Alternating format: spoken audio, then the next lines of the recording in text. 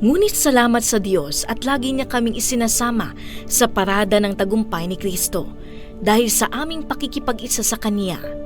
At sa pamamagitan namin ay pinalalaganap ng Diyos sa lahat ng dako ang mabangong halimuyak ng pagkilala sa Kanya.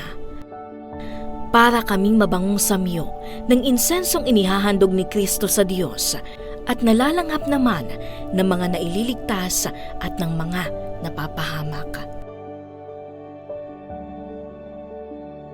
2 Korinto Kapitulo 2, versikulo 14 hanggang 15.